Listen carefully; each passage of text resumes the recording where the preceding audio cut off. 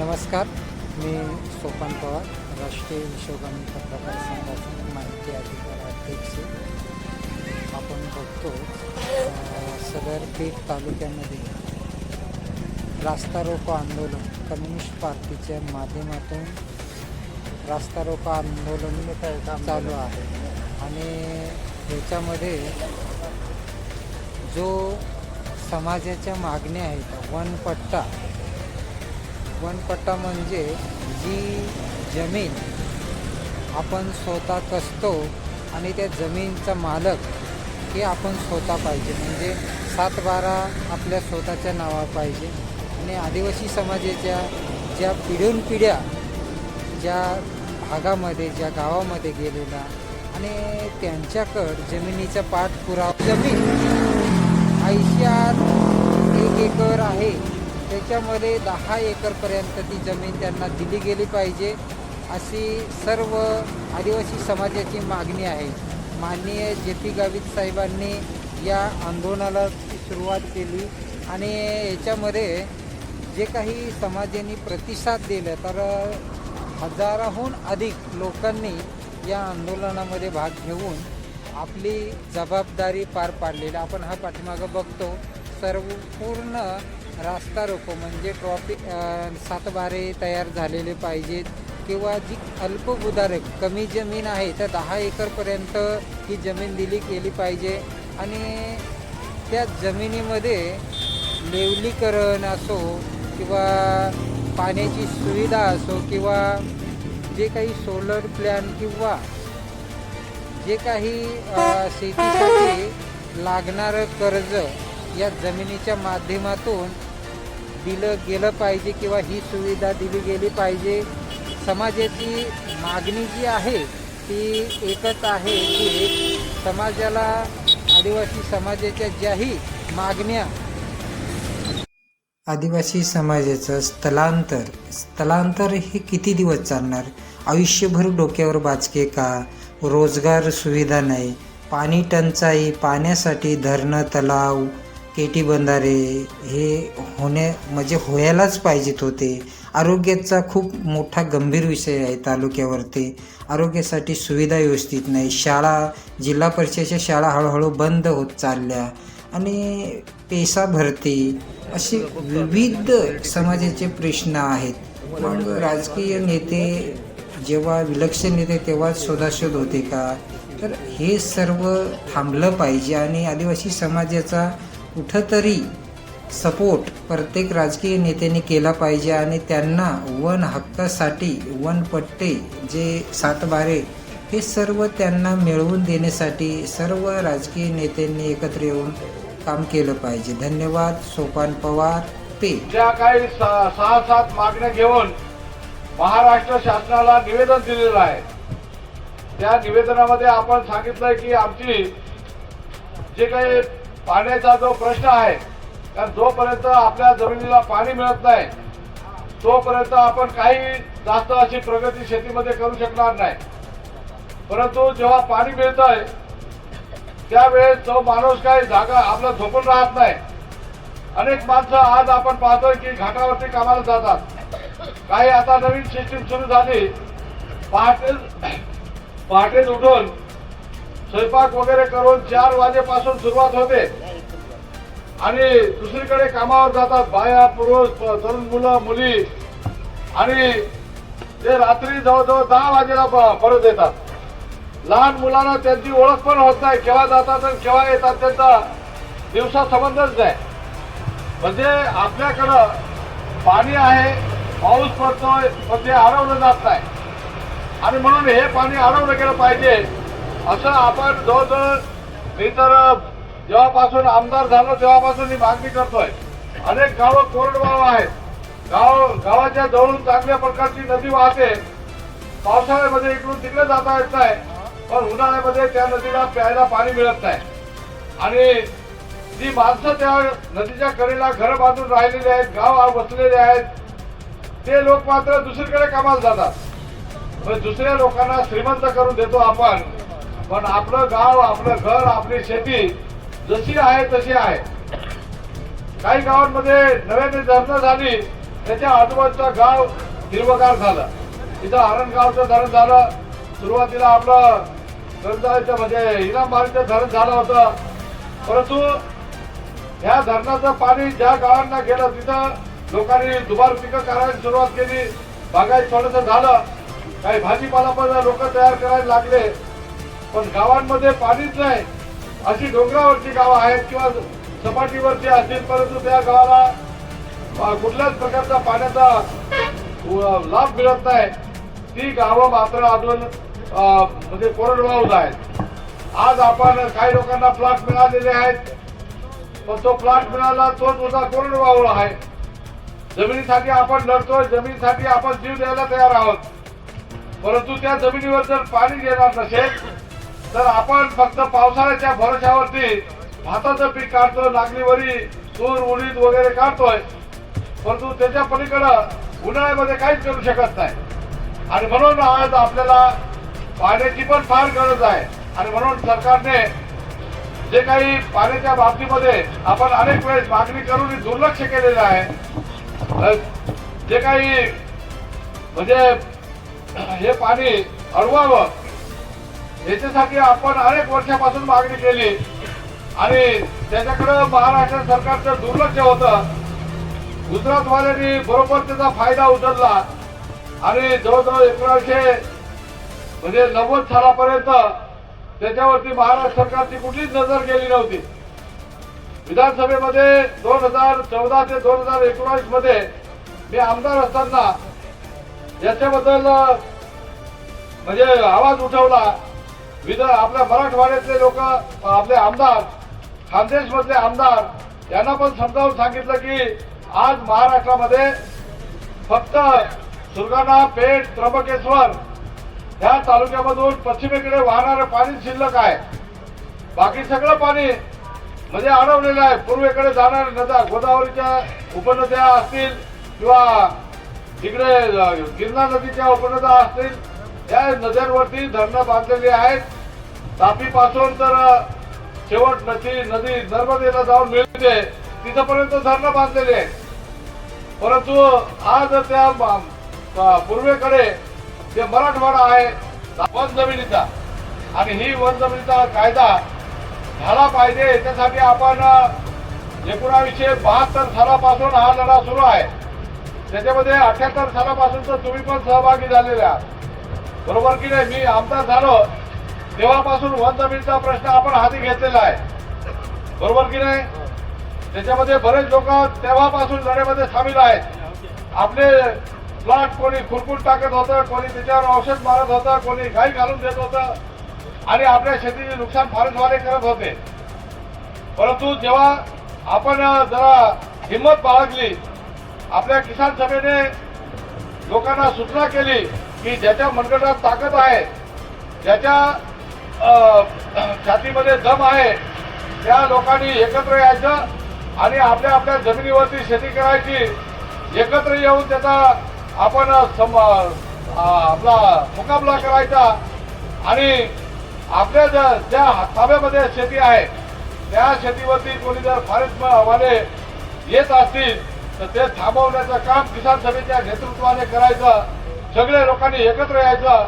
अशा प्रकारची जेव्हा हाक दिली तेव्हा आपल्याकडचे त्र्यंबकेश्वर असेल, पेठ असेल, सुरगाणा असेल, प्रथम ह्या तालुक्यामध्ये किसान सभेची ताकद वाढवली, आंदोलन झालं, अनेक लोकांवरती केसेस झाल्या, दंड झाले आणि सगळ्या लोकांना याची खात्री झाली की आपण एकत्र आलो तर फॉरेस्टवाले थांबतात. परंतु हे फॉरेस्टवाले थांबतील किती दिवस? कारण त्यांच्याकडं आपला अधिकृत अशा प्रकारचा कुठलाच कायदा नाही. आणि म्हणून आपण 2006 आपल्या 5 ला संबंध देशभर आंदोलन केलं आणि पार्लमेंटमध्ये आपल्या लालबावडीचे 64 खासदार होते, काँग्रेसचे खासदार होते आणि काँग्रेसला सरकार स्थापन करायला अजून काहीतरी खासदारांची गरज होती. आपल्याकडं विचारलं की तुम्ही आम्हाला पाठिंबा द्याल का? त्यावेळेस आपण सांगितलं की कायदा जर आमच्या बाजूचा झाला, वन जमीन आम्हाला मिळण्यासाठी कायदा केला तर आम्ही तुम्हाला पाठिंबा देऊ.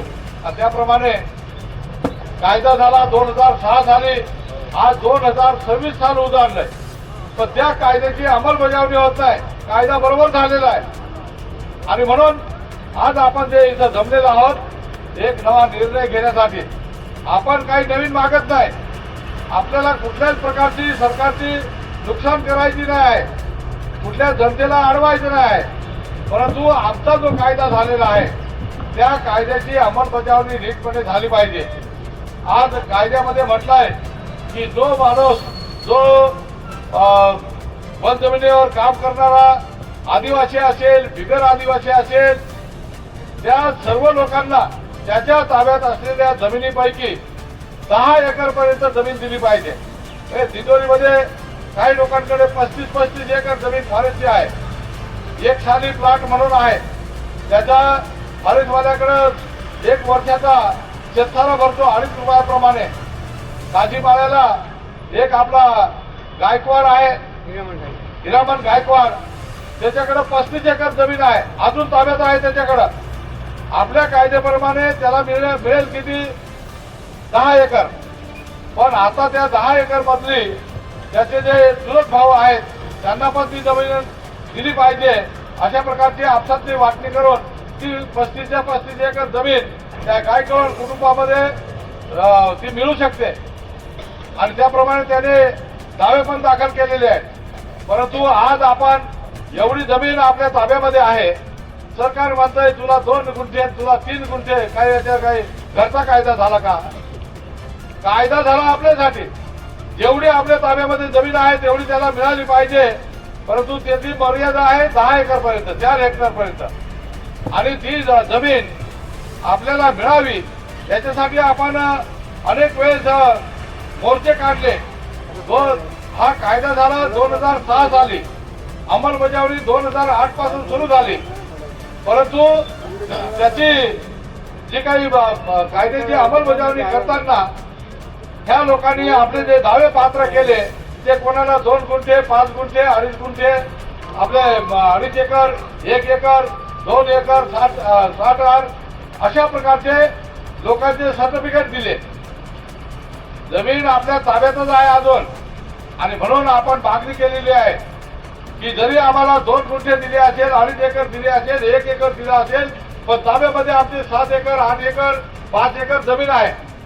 ही जमीन आम्ही सोडलेली नाही किंवा सरकारने अजून ताब्यात घेतलेली नाही, आमच्याच कब्जा वहिवाटीमध्ये आहे. आणि म्हणून सरकारच्या आपली मागणी आहे. आपण एक अर्ज तयार करतोय, ज्याचा तो प्रिंटिंगला टाकलेला आहे, छापायला टाकलेला आहे. त्या अर्जावरती आपण मुख्यमंत्र्यांना तो अर्ज लिहितोय आणि मुख्यमंत्र्यांना आपण मागणी केलेली आहे की आमची जमीन जी आमच्या ताब्यामध्ये आहे ती पूर्णपणे 10 एकरच्या वरती भरत असेल तर सोडून द्या, वरची जमीन सोडून द्या, परंतु 10 एकर पर्यंत आम्हाला ती जागा मोजून मिळाली पाहिजे. त्याचा 7 बारा तयार झाला पाहिजे आणि 7 बाऱ्यावरती नोंद, कब्जेदार सत्रे आमची नोंद झाली पाहिजे. इतर हक्कामध्ये सरकारचं फॉरेस्ट खातं टाका किंवा सरकारचं नाव टाका, परंतु आता उलट केलेलं आहे त्यांनी. कब्जेदार सदरी महाराष्ट्र शासन वन विभाग टाकलेला आहे आणि आपली नवरा बायकोची नावं इतर हक्कात टाकून दिलेली आहे.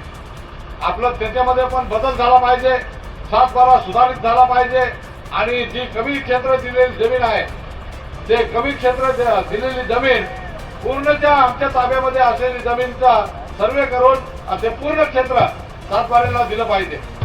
त्याचबरोबर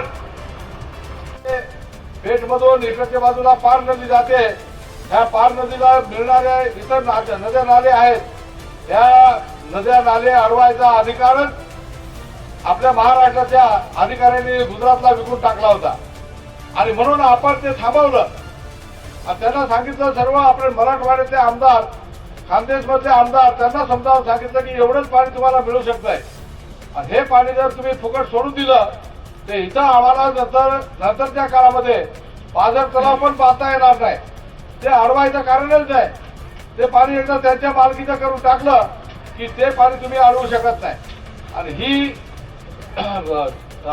घटना, ही बाब आम्ही महाराष्ट्राच्या विदर्भातल्या, आपल्या मराठवाड्यातल्या आणि खानदेशच्या आमदारांना सांगितलं आणि सगळ्यांनी मिळून मग नंतर आपल्या महाराष्ट्र सरकार पुढं हे सर्व मांडलं आणि त्यांनी मान्य केलं की हे महाराष्ट्राचं पाणी प्रथम महाराष्ट्राला दिलं जाईल आणि नंतर मग जे उरलेलं पाणी असेल ते गुजरातने घेऊन जावं. आणि त्यामुळं ते तो सामंजस्याचा करार हा तिथं थांबलेला आहे. आणि म्हणून आज महाराष्ट्राच्या मागणीवरती केंद्र सरकारने 4,500 कोटीचा प्रकल्प हे जे काही पश्चिमेला पाणी वाहून जात आहे हे वाहून जाऊ नये म्हणून 4,500 कोटीचा प्रकल्प आज मंजूर केलेला आहे. आणि ते पाणी जे आहे ते गोदावरीमध्ये आणि गिरणा नदीमध्ये टाकून ते मराठवाडा आणि खानदेशला पोहोचवायचं आहे. आणि म्हणून हे पाणी अडवताना आमचं कोणाचंही नुकसान होणार नाही याची पण आपण सरकारला जाणीव दिलेली आहे की इथले घरदार बुडवायचे. एक दऱ्याचा धरण आहे त्या एक दऱ्याच्या धरणाचं पाणी इतकं तुंबवायचं की त्याच्यामध्ये पुढे निर्गुण वगैरे पाण्यात बुडवायचं असं काही होणार नाही. असे प्रकल्प आम्ही चालू देणार पण नाही. आणि म्हणून आपलं पाणी हे पहिलं आपल्याला मिळालं पाहिजे आणि त्याच्यानंतर जे मराठवाडा असेल खानदेश असेल तिथं घेतलं पाहिजे अशा प्रकारची सूचना आपण केलेली आहे. प्रकल्प मंजूर आहे त्याचा सुद्धा आपल्याला नंतर पाठपुरावा करावा लागेल. दुसरा जो प्रश्न आहे दुसरा जो आपला म्हणजे सरकार विद्यार्थिनी होती त्या विद्यार्थिनीचा मृत्यू झाला. त्याचबरोबर कळवणमध्ये दरवळ या ठिकाणी 12वी मध्ये इथे 12वीला असलेली विद्यार्थिनी या दोघींचा मृत्यू झाला. हा मृत्यू का झाला तर त्या रात्री किंवा अनेक दिवसापासून आजारी पडलेल्या होत्या. त्यांच्याकडे जे लक्ष द्यायला पाहिजे होतं ते लक्ष त्या शाळेतील अधीक्षक असतील किंवा मुख्याध्यापक असतील किंवा शिक्षक असतील त्यांनी चांगल्या प्रकारे दिलं नाही. आणि त्याचमुळे ही आपल्या वांगणीची आश्रमशाळेतील मुलगी असेल किंवा नरवणे या ठिकाणच्या शासकीय आश्रमशाळेतील मुलगी असेल त्या दोन्ही मुलींचा मृत्यू याला कारणीभूत असलेले जे कर्मचारी आहेत त्यांच्यावरती कठोर कारवाई झाली पाहिजे अशा प्रकारची मागणी या निमित्ताने मी या ठिकाणी करतो. बोलण्यासारखं खूप आहे.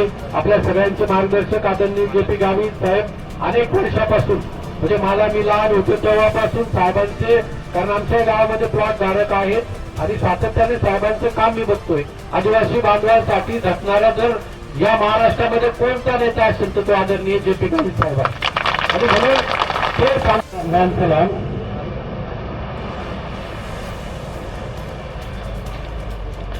अखिल भारतीय किसान सभा महाराष्ट्र राज्य कौन्सिलच्या वतीनं शेतकरी त्याचप्रमाणे सर्वसामान्य नागरिकांच्या ज्वलंत मागणीसाठी कालपासून जे आंदोलन चालू आहे त्या आंदोलनाच्या निमित्ताने आपण ज्यांची वाट बघत होतो असे आपले सगळ्यांचे नेते आदरणीय गावित साहेब आपण ज्यांनी मार्गदर्शन केलं गिरीश